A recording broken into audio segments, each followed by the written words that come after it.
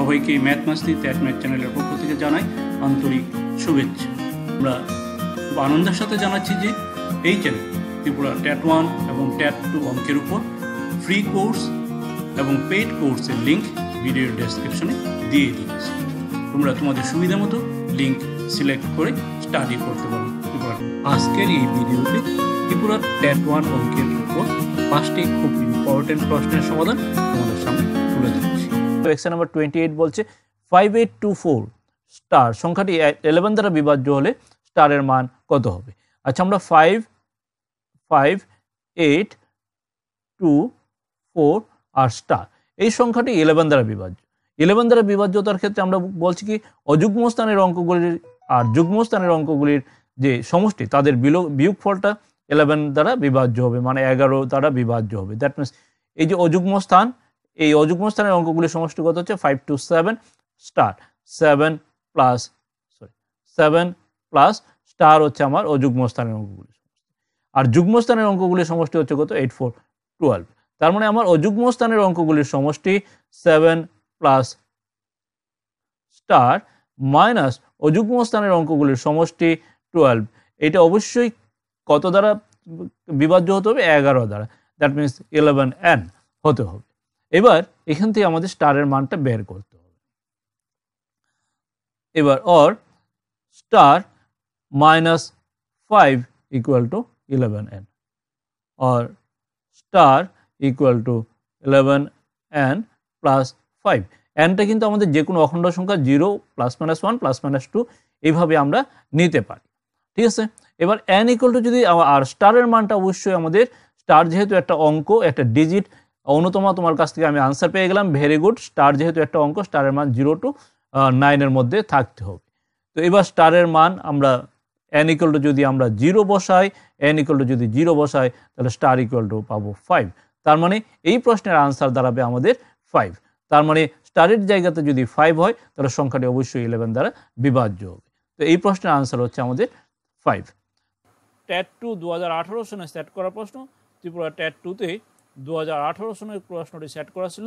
বলছে একজন সাঁতারু স্রোতের প্রতিকূলে 20 কিলোমিটার এবং স্রোতের অনুকূলে 30 কিলোমিটার অতিক্রম করে যদি প্রতি ক্ষেত্রে তার 5 ঘন্টা সময় লাগে, প্রতিকূলে 20 কিলোমিটার যেতে 5 ঘন্টা, আবার অনুকূলে 30 কিলোমিটার যেতে 5 ঘন্টা সময় লাগে, তবে স্রোতের বেগ কত হবে?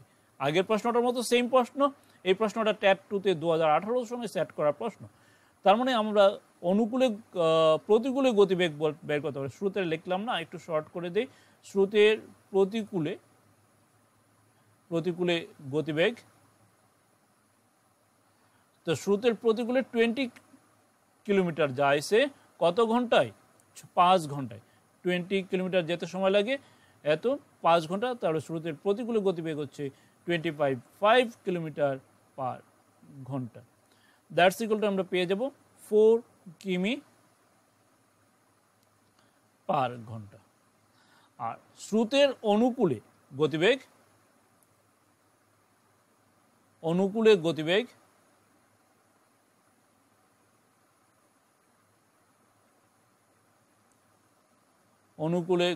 হবে অনুকূলে কত কিলোমিটার যেত? 30 কিলোমিটার। 30 কিলোমিটার যেতে 5 ঘন্টা সময় লাগে। অনুকূলে গতিবেগ হচ্ছে 30 কিলোমিটার 5 ঘন্টা সময় লাগে। এটা কিলোমিটার পার ঘন্টা আসবে। This is equal to 6 kilometre পার ঘন্টা। অনুকূলে গতিবেগ হচ্ছে 6 কিলোমিটার পার ঘন্টা, প্রতিকূলে গতিবেগ হচ্ছে 4 কিলোমিটার পার ঘন্টা। তার মানে স্রোতের গতিবেগ আমাদের স্রোতের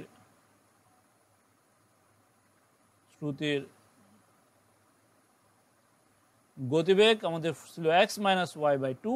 অনুকূলে গতিবেগ 6 মাইনাস প্রতিকূলে গতিবেগ 4/2 এত কিলোমিটার পার ঘন্টা। দ্যাট মিনস 2/2 হচ্ছে 1 কিলোমিটার পার ঘন্টা। 1 কিলোমিটার পার ঘন্টা।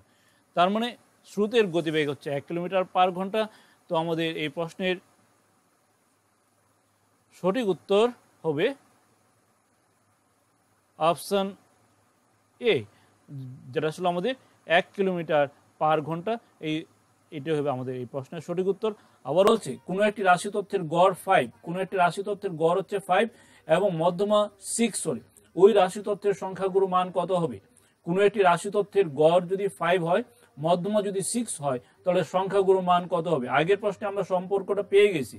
সংখ্যাগুরু মানের ফর্মুলা কি ছিল? সংখ্যাগুরু মান ছিল 3 ইন্টু মধ্যমা, 3 ইন্টু মধ্যমা মাইনাস 2 ইন্টু গড়। এই ছিল আমাদের সম্পর্কটা। দিস ইকুয়াল টু 3 ইন্টু মধ্যমা, মধ্যমা কত আমাদের? মধ্যমা হচ্ছে 6, 3 ইন্টু 6 মাইনাস 2 ইন্টু গড়, 2 ইন্টু গড় হচ্ছে 5, 2 into 5। This equal to 18 minus 10, that's equal to 8। তার মানে এই প্রশ্নের আনসার হবে 8। আমি বলছে একটি জলাধার এ নল দ্বারা 45 মিনিটে পূর্ণ হয়, বি নল দ্বারা 30 মিনিটে খালি হয়। নল দুটিকে একসঙ্গে চালু করলে খালি জলাধারটি পূর্ণ হতে কত সময় লাগবে? Option A 18 minute, option B 90 minute, option C জলাধারটি কখনো পূর্ণ হবে না, অপশন ডি কোনোটি নয়। এই হচ্ছে অপশনগুলি। তো আমরা শুরু করি। এখানে বলছে এ নল দ্বারা জলাধারটি 45 মিনিটে পূর্ণ হয়, বি নল দ্বারা জলাধারটি 30 মিনিটে পূর্ণ হয়। 45 আর 30 এর লসাগু হবে 90, আর এটা গেল মোট কার্য। 45 দিয়ে 90কে ভাগ করলে হবে 2, আর 30 দিয়ে 90কে ভাগ করলে আসবে 3। আর যেহেতু 45 মিনিটে পূর্ণ হয় এবং বি নল দ্বারা 30 মিনিটে খালি হয়, তাহলে এ নল দ্বারা পূর্ণ হয় তার মানে প্লাস, বি নল দ্বারা খালি হয় তার মানে মাইনাস। এই প্লাস মাইনাসগুলি এফেক্ট হবে আমাদের দক্ষতার সামনে, তাহলে বি এর দক্ষতাটা আসবে নেগেটিভ। এবার এ প্লাস বি এই দুটো নলকে যদি একসঙ্গে চালু হয় তো জলাধারটি পূর্ণ হতে কত সময় লাগবে? তো এবার এ এবং বি এই দুটো নলকে যদি একসঙ্গে চালু করি, তার মানে আমার এ প্লাস বি, এই যে দুটো নল এ প্লাস বি নলের দক্ষতা, দিস ইকুয়াল টু 2, এ নলের দক্ষতা হচ্ছে 2, বি নলের দক্ষতা হচ্ছে -3, দিস ইকুয়াল টু 2 - 3 হচ্ছে -1। এবার প্রশ্ন হচ্ছে জলাধারটি পূর্ণ হতে কত সময় লাগবে? আমি আগের প্রশ্নটা সমাধান করার সময় বলেছিলাম দক্ষতা যদি পজিটিভ হয় জল পূর্ণ হবে, দক্ষতা নেগেটিভ মানে কি? জল পূর্ণ হবে না। তার মানে দক্ষতা নেগেটিভ মানে হচ্ছে যতটুকু জল প্রবেশ করানো হচ্ছে তার চেয়ে বেশি পরিমাণে জল বেরিয়ে যাচ্ছে। দক্ষতা নেগেটিভ মানে হচ্ছে যতটুকু জল প্রবেশ করানো হচ্ছে তার চেয়ে বেশি পরিমাণে জল বেরিয়ে যাচ্ছে। তার মানে আমি দক্ষতা নেগেটিভ মানে হচ্ছে আমি যদি এখানে 1 গ্লাস জল দেই, মানে 1 লিটার জল যদি প্রবেশ করায়, তার মানে আমার 2 লিটার জল বেরিয়ে যাচ্ছে। ঠিক আছে? দক্ষতা নেগেটিভ মানে হচ্ছে আমি যতটুকু জল প্রবেশ করাচ্ছি, এখানে যতটুকু জল ঢালার চেষ্টা করছি, তার মানে 1 লিটার জল দিলাম, একই সময়ে বেরিয়ে গেল 2 লিটার জল। তখন তার মানে অবস্থাটা কি হবে? জলাধারটা কি কখনো পূর্ণ হতে পারবে কি না?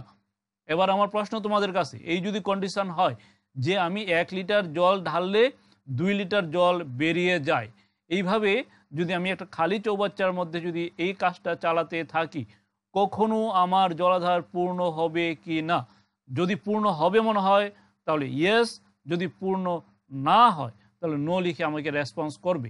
তাহলে খুব দ্রুত আমি এই তোমাদের কাছ থেকে রেসপন্স পাওয়ার পরই আমি পরের প্রশ্নে চলে যাব, কারণ প্রশ্নটা 2016-তে সেট করেছিল। এখানে বলছে দক্ষতা নেগেটিভ। দক্ষতা নেগেটিভ মানে হচ্ছে আমি দক্ষতা -1 মানে হচ্ছে আমি 1 লিটার যদি জল প্রবেশ করাই তার চেয়ে আরও 1 লিটার বেশি জল বেরিয়ে যাবে। মানে 2 লিটার জল প্রবেশ করালে তার চেয়ে আরও 1 বেশি, মানে 3 লিটার জল বেরিয়ে যাবে। 1 লিটার জল দিলে 2 লিটার জল বেরিয়ে যাবে। এটা হচ্ছে নেগেটিভ দক্ষতা। আর এখানে 2 আর 3 ছিল, তার মানে 2 লিটার জল ঢাললাম, 3 লিটার জল বেরিয়ে যাচ্ছে, তার মানে আমার এই জলাধার কখনো পূর্ণ হবে না। তাহলে পরীক্ষায় যদি কখনো দেখো যে দক্ষতা নেগেটিভ চলে আসছে, তাহলে বুঝতে হবে এই কন্ডিশনে কখনো জলাধার পূর্ণ হবে না। তাহলে তোমরা অবশ্যই বুঝতে পেরেছো, তার মানে এই প্রশ্নের অপশন হবে অপশন সি, জলাধারটি কখনো পূর্ণ হবে না। তার মানে আমার নল এবং জলাধারের মধ্যে এতটুকুই কনসেপ্ট আমার লাগবে। এই 5টা প্রবলেম করাতে গিয়ে আমি যতটুকু কনসেপ্ট তোমাদের দিয়েছি, এই এতটুকু কনসেপ্ট যদি তোমাদের থাকে, তাহলে সময় কার্যকে কাজে লাগিয়ে তোমরা নল জলাধারের অঙ্কগুলি করে নিতে পারবে। তো তার মানে আমার এখানে দক্ষতা আমরা পেয়ে গেলাম -1, তার মানে আমার জলাধারটি কখনো জল পূর্ণ হবে না। এই হচ্ছে এই প্রশ্নের আনসার।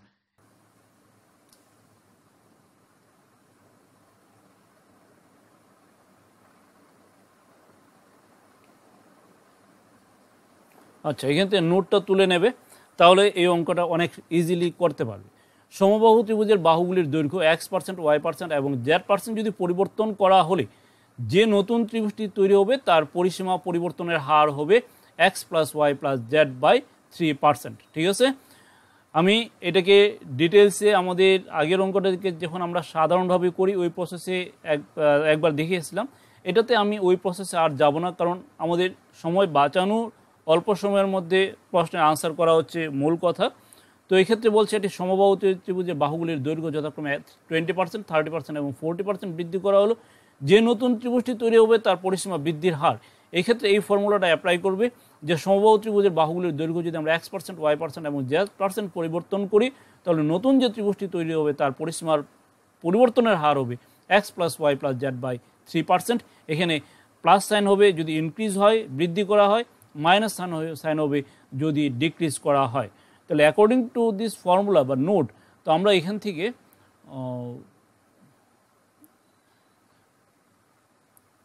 তো আমাদের এর মান x হবে, বাহুগুলির দৈর্ঘ্য যথাক্রমে এত এত পার্সেন্ট বৃদ্ধি করা হলো, সবগুলি বৃদ্ধি করা হলো, সবগুলি প্লাস হবে।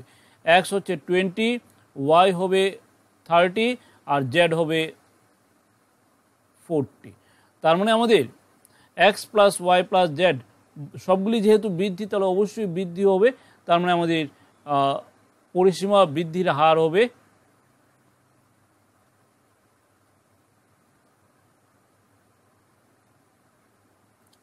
পরিসীমা বৃদ্ধির হার দিস ইকুয়াল আমরা বলছিলাম x + y + z/3%।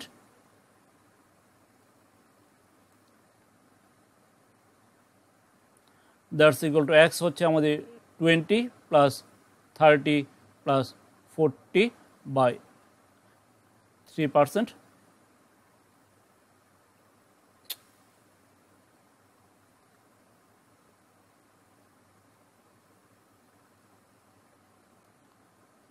This equal to আমাদের হয়ে যাবে 40, 30, 70, 70, 20 হচ্ছে 90/3%। This equal to 30%।